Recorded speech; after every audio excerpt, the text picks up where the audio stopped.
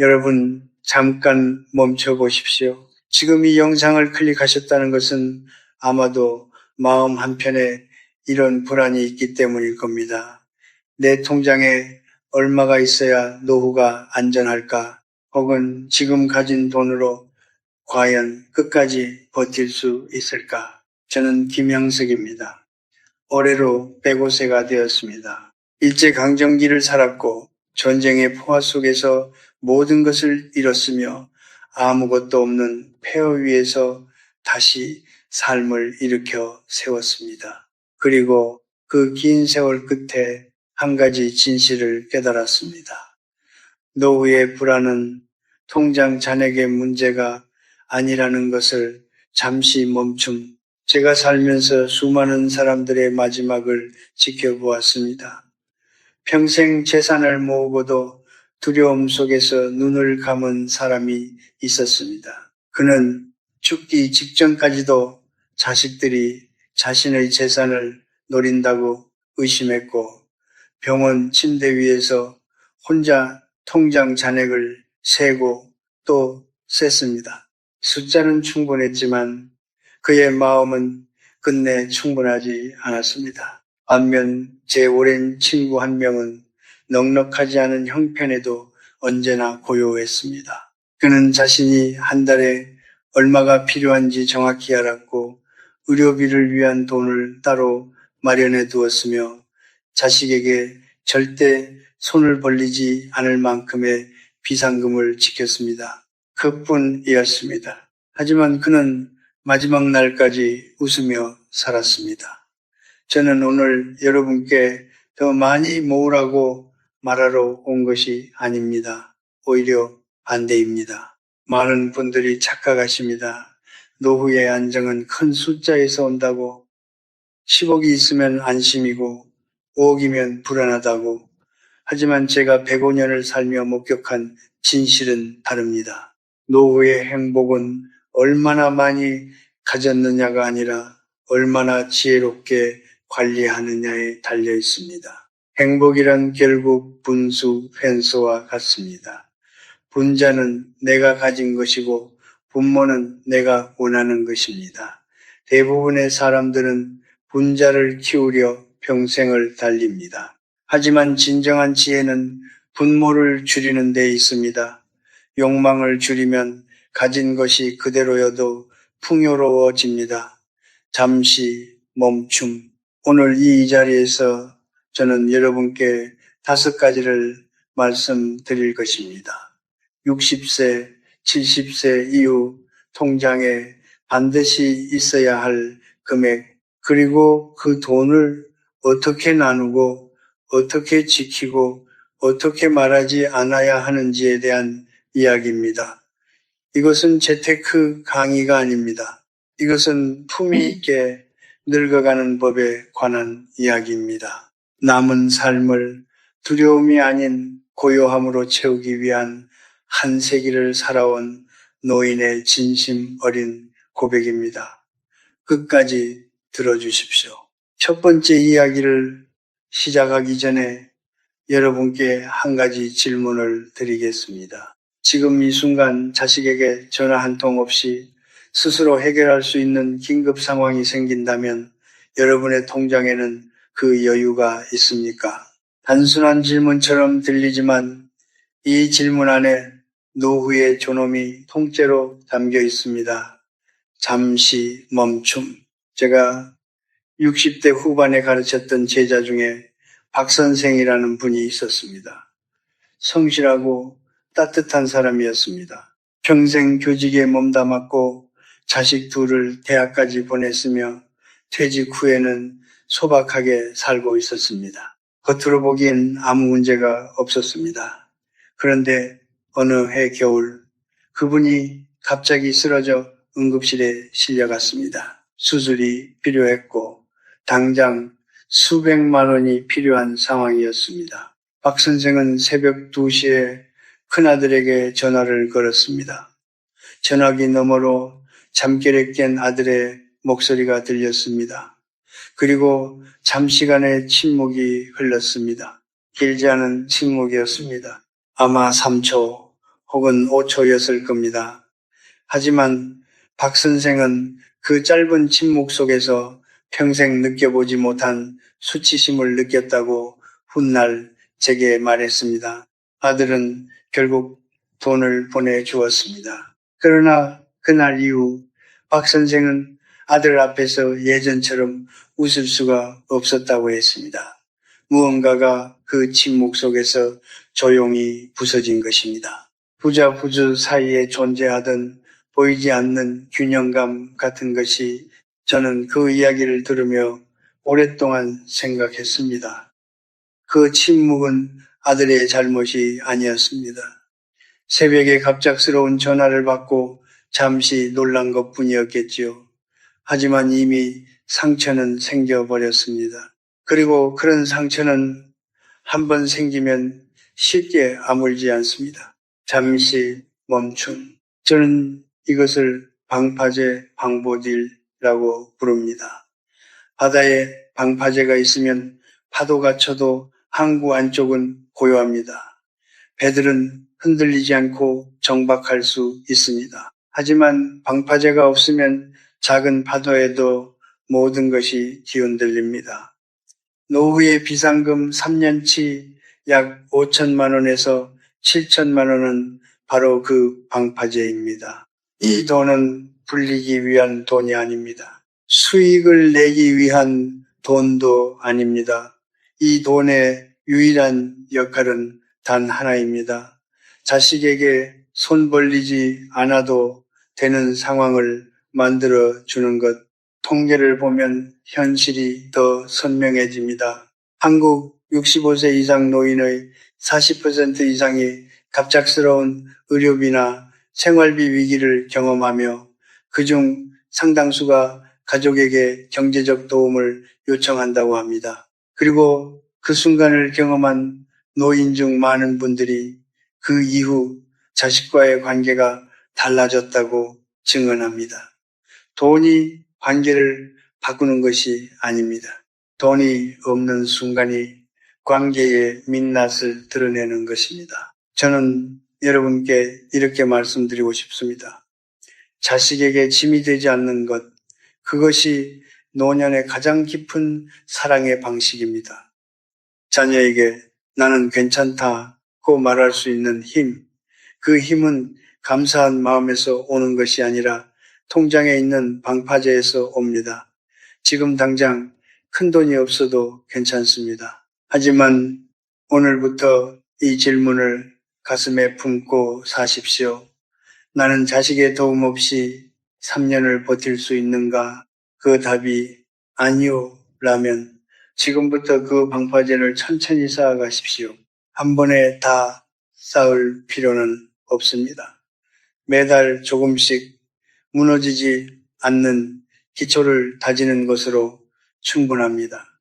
품위는 거창한 데서 오지 않습니다. 새벽 2시에 전화기를 들지 않아도 되는 것 바로 거기서 옵니다. 여러분, 한 가지 불편한 진실을 말씀드리겠습니다. 노후에 찾아오는 가장 큰 위기는 외로움도 아니고 자식과의 갈등도 아닙니다. 통계가 보여주는 현실은 냉정합니다. 65세 이상 노인 가구의 재정 위기 원인 1위는 단연 예상치 못한 의료비입니다. 갑작스러운 입원, 수술, 장기 요양, 이것들은 예고 없이 찾아오고 한 번 찾아오면 수십 년간 모아둔 노후 자금을 단숨에 무너뜨립니다. 저는 105년을 살아오면서 수많은 죽음을 가까이서 지켜보았습니다. 그리고 한 가지 공통점을 발견했습니다. 마지막 순간이 두렵지 않았던 사람들은 대부분 한 가지가 준비되어 있었습니다. 죽음에 대한 철학이 아니었습니다. 병원비에 대한 걱정을 미리 덜어둔 것이었습니다. 잠시 멈춤. 제 오랜 동료 중에 최 교수라는 분이 계셨습니다. 철학을 가르쳤고 삶과 죽음에 대해 누구보다 깊이 사유했던 분이었습니다. 그런데 70대 중반에 심장 수술을 받게 되었을 때 그분이 가장 먼저 한 말이 무엇인지 아십니까? 돈이 얼마나 드나요? 철학자도 학자도 죽음 앞에서는 결국 같은 질문을 합니다. 그 질문이 입 밖으로 나오는 순간 그 사람의 마음속에는 이미 불안이 가득 찬 것입니다. 하지만 만약 그 답이 이미 준비되어 있다면 어떨까요? 그 돈은 따로 마련해 두었다.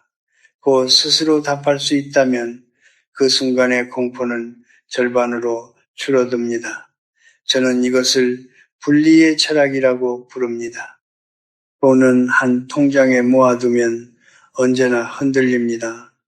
생활비로 써야 할 것 같고, 손자 생일 선물로 써야 할 것 같고, 여행을 한번 다녀와야 할 것 같습니다. 인간의 마음은 원래 그렇게 작동합니다. 하지만 의료비 전용 통장을 따로 만들어 두면 그 돈은 처음부터 다른 성격의 돈이 됩니다. 그것은 생활비가 아니라 보험입니다. 수익이 아니라 평화입니다. 2천만 원이라는 금액이 크게 느껴지실 수 있습니다. 하지만 생각해 보십시오. 뇌졸중으로 인한 장기 입원 치료비는 평균 1천만 원을 훌쩍 넘습니다. 암 수술 이후 재활과 요양에 드는 비용은 수천만 원에 이르는 경우도 드물지 않습니다. 이 돈이 없을 때 우리는 두 가지 선택에 놓입니다. 자식에게 손을 벌리거나 치료를 포기하거나 두 가지 모두 존엄하지 않습니다. 잠시 멈춤. 저는 90세가 넘어서도 매년 건강검진을 빠뜨리지 않았습니다. 주변에서는 그 나이에 무슨 검진이냐고 말했습니다. 하지만 저는 알고 있었습니다. 조기에 발견하면 비용이 줄고 비용이 줄면 마음이 고요해진다는 것을, 건강을 지키는 것도 결국 재정을 지키는 일과 같은 뿌리에서 나옵니다. 몸을 아끼는 것은 돈을 아끼는 것이고 돈을 지키는 것은 품위를 지키는 것입니다. 의료비 전용 통장은 단순한 저축 계좌가 아닙니다. 그것은 여러분이 아플 때 스스로에게 줄 수 있는 가장 큰 선물입니다. 가족에게 부담을 주지 않고 치료 여부를 돈 때문에 고민하지 않고 오로지 회복에만 집중할 수 있는 자유. 그 자유의 값이 2천만 원입니다. 오늘 당장 통장을 하나 더 만드십시오. 이름을 붙이십시오. 나의 존엄을 지키는 통장이라고. 그리고 매달 조금씩 그 통장을 채워가십시오. 그 통장이 채워질수록 여러분의 마음도 함께 채워질 것입니다. 돈이 많아서 평온한 것이 아닙니다. 준비되어 있기 때문에 평온한 것입니다. 여러분께 한 가지 솔직한 고백을 드리겠습니다. 저는 30대에 매우 가난했습니다. 전쟁이 끝난 뒤 서울은 폐허였고 월급은 쌀 한 가마니 값도 되지 않았습니다. 그 시절 저는 늘 이렇게 생각했습니다. 돈만 조금 더 있으면 이 불안이 사라질 텐데. 그래서 아끼고 또 아꼈습니다.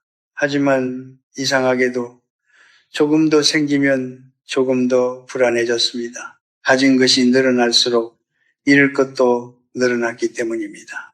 그런데 70대가 되어 저는 전혀 다른 깨달음을 얻었습니다. 불안의 원인은 돈의 양이 아니었습니다. 내가 얼마를 쓰는지 모른다는 것이 진짜 불안의 뿌리였습니다. 잠시 멈춤. 제 아내는 평생 가계부를 썼습니다.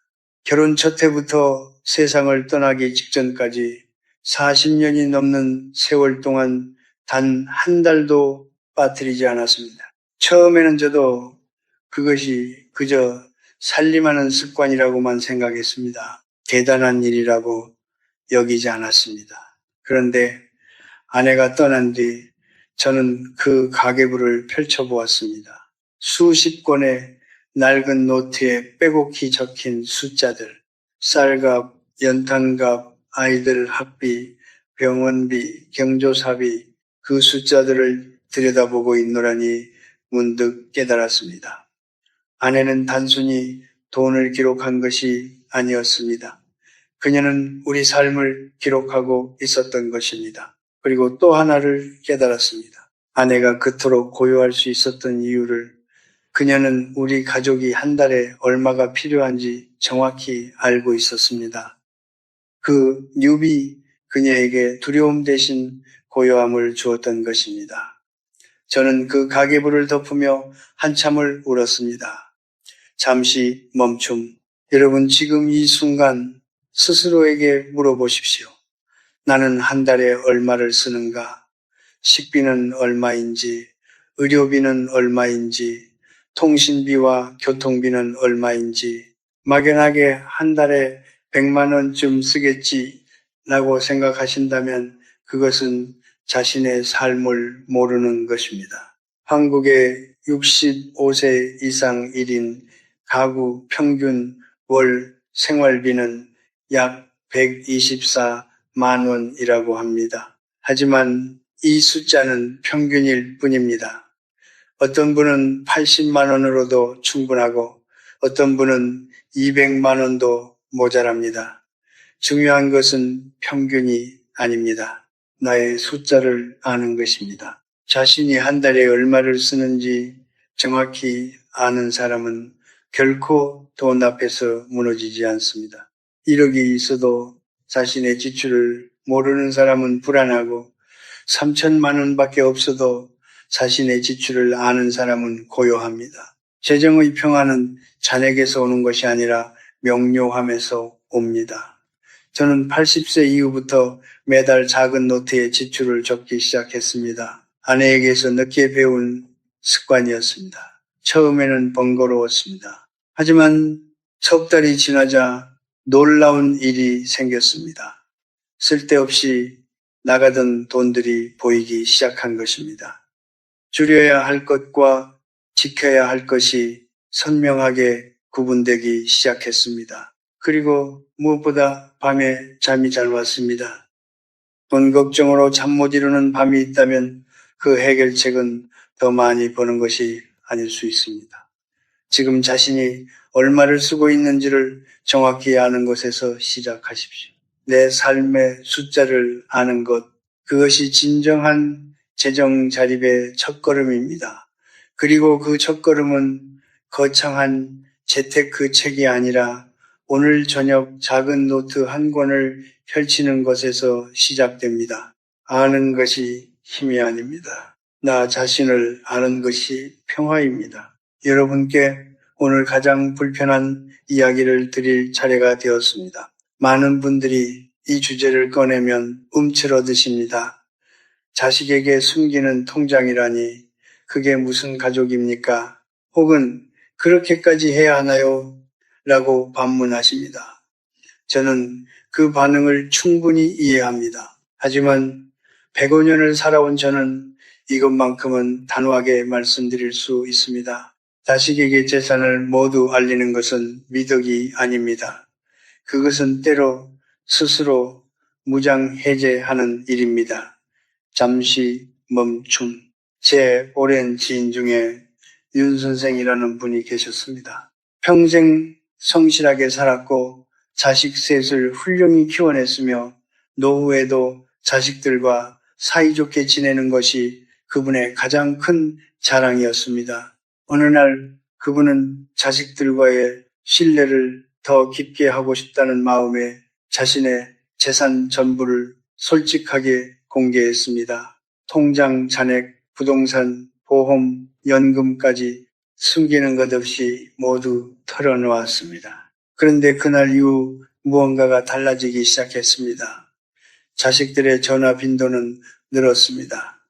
하지만 대화의 결이 조금씩 바뀌었습니다. 명절에 찾아오는 횟수도 늘었습니다. 하지만 밥상머리에서 오가는 말들이 예전과 달랐습니다. 집 이야기, 상속 이야기, 노후 자금 운용 이야기가 슬그머니 끼어들기 시작했습니다. 윤 선생은 처음에는 눈치채지 못했습니다. 하지만 시간이 지날수록 느끼기 시작했습니다. 자식들이 나를 대하는 것인지 내 재산을 대하는 것인지 알 수 없게 되었다고. 그분은 제게 이렇게 말했습니다. 형석이, 나는 그날 돈을 공개한 게 아니었어. 나도 모르게 내 무게를 내려놓아 버린 거야. 저는 그 말을 오래도록 잊지 못했습니다. 잠시 멈춤. 인간의 본성에 대해 냉정하게 이야기해야 할 때가 있습니다. 자식도 사람입니다. 사람은 누구나 자신의 이익과 미래에 민감합니다. 이것은 나쁜 것이 아닙니다. 그것이 인간의 본래 모습입니다. 자식이 부모를 사랑하는 것과 부모의 재산에 관심을 갖는 것은 동시에 존재할 수 있습니다. 그 두 가지가 공존한다고 해서 자식이 나쁜 것이 아닙니다. 하지만 부모가 현명해야 합니다. 사랑과 이해관계가 뒤섞이지 않도록 경계를 지키는 것이 부모의 역할입니다. 비밀 통장은 자식을 의심하기 위한 것이 아닙니다. 그것은 관계를 순수하게 지키기 위한 것입니다. 자식이 나를 찾아올 때 그것이 나를 보고 싶어서인지 내 통장을 확인하러 온 것인지 의심하지 않아도 되는 상태, 그 상태를 만들어주는 것이 비밀 통장의 진짜 역할입니다. 저는 이것을 마지막 보루라고 부릅니다. 성청에는 언제나 가장 깊은 곳에 최후의 방어선이 있습니다. 외벽이 무너지고 중간 성벽이 뚫려도 그 마지막 보루만 지키면 성은 함락되지 않습니다. 노년의 비밀 통장이 바로 그것입니다. 다른 모든 것이 흔들려도 그 통장만 있으면 여러분은 완전히 무너지지 않습니다. 얼마가 들어있어야 하는지는 중요하지 않습니다. 100만 원이어도 좋고 500만 원이어도 좋습니다. 중요한 것은 그 존재 자체입니다. 아무도 모르는 오직 나만 아는 그 통장이 주는 심리적 안정감은 숫자와 비례하지 않습니다. 그리고 한 가지만 더 말씀드리겠습니다. 이 통장의 존재를 누군가에게 말하고 싶어지는 순간이 올 것입니다. 친한 친구에게 혹은 믿는 자식에게 그 순간 꼭 참으십시오. 말하는 순간 그것은 더 이상 보루가 아닙니다. 침묵은 때로 가장 강한 언어입니다. 그리고 아무도 모르는 통장 하나가 노년의 존엄을 지키는 마지막 열쇠가 됩니다. 여러분, 지금까지 저는 통장 이야기를 했습니다.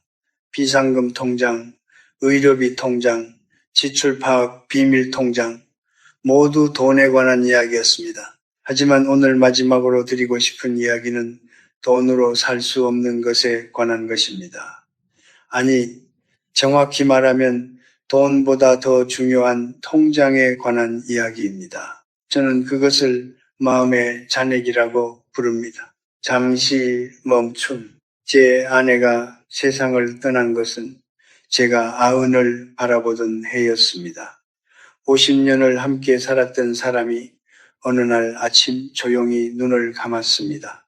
그날 이후 저는 처음으로 완전한 혼자가 되었습니다. 집안은 갑자기 너무 넓어졌고 아침 식탁은 너무 조용해졌으며 저녁이 되면 말을 건넬 사람이 없었습니다. 많은 분들이 예상하시겠지만 그것은 매우 고통스러운 시간이었습니다. 하지만 저를 그 시간에서 구해준 것은 돈이 아니었습니다. 자식들의 위로도 아니었습니다. 그것은 제가 수십 년간 쌓아온 작은 습관들이었습니다. 매일 아침 6시에 일어나는 것, 세수를 하고 옷을 단정히 입는 것, 집 앞 골목을 30분 걷는 것, 돌아와서 따뜻한 차 한 잔을 마시며 책 한 페이지를 읽는 것, 이 작은 의식들이 저를 붙잡아 주었습니다. 하루의 시작을 내가 통제할 수 있다는 감각, 그것이 나머지 시간도 버티게 해 주었습니다. 저는 그것을 깨달은 뒤 이렇게 생각했습니다. 아, 이것이 진짜 자산이었구나. 잠시 멈춤. 여러분, 노후에 가장 먼저 무너지는 것이 무엇인지 아십니까? 건강도 아니고 돈도 아닙니다. 하루의 구조입니다. 직장이 사라지고 자식들이 독립하고 배우자마저 떠나고 나면 하루를 채울 이유가 사라집니다. 아침에 눈을 뜨는 것이 기쁨이 아니라 의무가 되어버립니다. 그리고 그 순간부터 사람은 빠르게 늙기 시작합니다. 일본의 한 연구에 따르면 은퇴 후 규칙적인 아침 루틴을 가진 노인은 그렇지 않은 노인보다 인지 기능 저하 속도가 현저히 느리다고 합니다. 몸을 움직이는 것, 햇빛을 받는 것, 무언가를 읽고 생각하는 것, 이 단순한 행위들이 뇌를 살아있게 만듭니다. 그리고 뇌가 살아있는 한 사람은 살아있는 것입니다. 저는 지금도 매일 아침 걷습니다. 105세의 몸으로 빠르게 걸을 수는 없습니다. 하지만 천천히 골목의 공기를 느끼며 오늘 하늘의 빛깔을 눈에 담으며 걷습니다. 그 30분이 저에게는 그 어떤 영양제보다 값진 시간입니다. 그리고 또 하나, 사람과의 연결입니다. 저는 관계에 대해 많은 것을 내려놓았습니다. 넓은 인간 관계보다 깊은 한두 명의 관계가 더 중요하다는 것을 알게 되었습니다. 100명의 지인보다 새벽에 전화해도 받아줄 한 사람이 노년의 진짜 재산입니다. 그 한 사람을 가지고 있다면 여러분의 마음 통장에는 이미 충분한 잔액이 있는 것입니다. 돈 통장의 잔액은 쓸수록 줄어듭니다. 하지만 마음 통장의 잔액은 다릅니다. 좋은 생각을 할수록, 감사한 것을 발견할수록, 작은 아침 루틴을 지킬수록 오히려 늘어납니다. 그리고 그 잔액이 충분한 사람은 돈 통장이 조금 부족해도 흔들리지 않습니다. 저는 아내가 떠난 뒤 15년이 넘는 시간을 혼자 살았습니다. 외로웠습니다. 그리움도 있었습니다. 하지만 단 한 번도 삶을 후회하지 않았습니다. 매일 아침 걷고 읽고 생각하고 감사했기 때문입니다. 그 습관들이 제 마음 통장을 매일 조금씩 채워주었기 때문입니다. 통장 잔액보다 마음의 잔액이 더 중요합니다. 그리고 마음의 잔액은 오늘 아침 여러분이 어떻게 하루를 시작하느냐에서 결정됩니다. 여러분, 오늘 저는 5가지 이야기를 드렸습니다. 비상금이라는 방파제, 의료비라는 평화, 지출 파악이라는 명료함, 비밀통장이라는 마지막 보루, 그리고 마음의 잔액이라는 진짜 부유함. 하지만 이 5가지를 하나로 꿰뚫는 단 하나의 진실이 있습니다. 노후의 행복은 더 많이 갖는 것이 아니라 더 적은 것으로도 충분할 줄 아는 지혜에서 온다는 것. 잠시 멈춤. 저는 105년을 살았습니다. 전쟁을 겪었고 가난을 겪었고 사랑하는 사람들의 죽음을 겪었습니다. 젊은 날에 저는 그 모든 것이 끝나면 행복이 올 것이라고 믿었습니다. 가난이 끝나면, 전쟁이 끝나면, 자식들이 다 자라면 그때는 편안해질 것이라고. 하지만 인생은 그렇게 작동하지 않았습니다. 하나가 끝나면 또 다른 무언가가 시작되었습니다. 그리고 저는 어느 순간 깨달았습니다. 행복은 무언가가 끝난 뒤에 오는 것이 아니었습니다. 행복은 지금 이 순간 있는 그대로의 삶을 받아들이는 능력이었습니다. 잠시 멈춤. 철학자 에픽테토스는 말했습니다. 인간을 불안하게 만드는 것은 사건 그 자체가 아니라 사건에 대한 우리의 생각이다.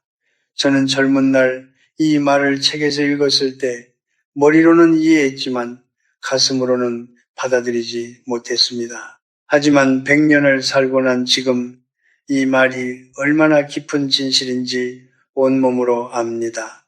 노후를 두렵게 만드는 것은 노후 그 자체가 아닙니다. 노후에 대한 우리의 생각이 우리를 두렵게 만드는 것입니다. 돈이 부족할 것 같다는 생각, 외로울 것 같다는 생각, 자식에게 짐이 될 것 같다는 생각. 하지만 오늘 제가 드린 5가지 이야기가 그 생각들을 조금이나마 가볍게 해드렸기를 바랍니다.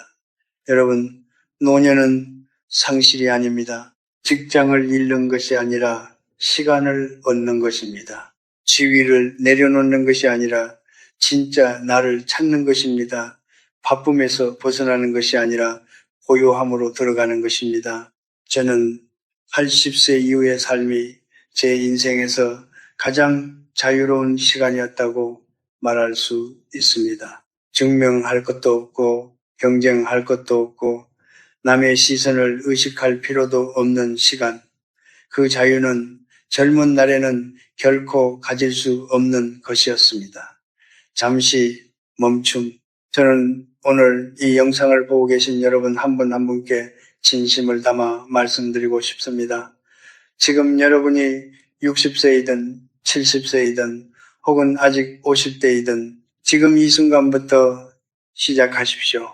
방파제를 쌓는 것도, 의료비 통장을 만드는 것도, 가계부를 펼치는 것도, 아침에 걷는 것도 거창하게 시작할 필요 없습니다. 오늘 저녁 작은 노트 한 권을 사는 것으로 충분합니다. 내일 아침 10분만 일찍 일어나 바깥 공기를 마시는 것으로 충분합니다. 삶은 한 번에 바뀌지 않습니다. 삶은 매일 아침에 작은 선택들이 쌓여서 천천히 그러나 분명하게 바뀝니다. 저는 105년을 살면서 한 가지 확신을 갖게 되었습니다. 인생의 마지막이 아름다운 사람들에게는 공통점이 있었습니다. 그들은 많이 가진 사람들이 아니었습니다. 그들은 가진 것에 감사할 줄 알고 없는 것에 초연할 줄 알며 오늘 하루를 조용히 성실하게 살아낸 사람들이었습니다. 해질녘 노을은 자신이 아름답다고 소리치지 않습니다. 그저 조용히 하늘을 물들일 뿐입니다. 그럼에도 모든 사람이 그 노을 앞에서 발걸음을 멈춥니다. 여러분의 노년도 그런 노을이 되기를 바랍니다. 크게 주장하지 않아도 화려하지 않아도 그저 조용히 그 자리에 있는 것만으로도 충분히 아름다운 삶. 인생은 시끄러운 축제가 아닙니다. 인생은 고요한 계속됨입니다. 오늘 이 시간 끝까지 함께 해주셔서 감사합니다.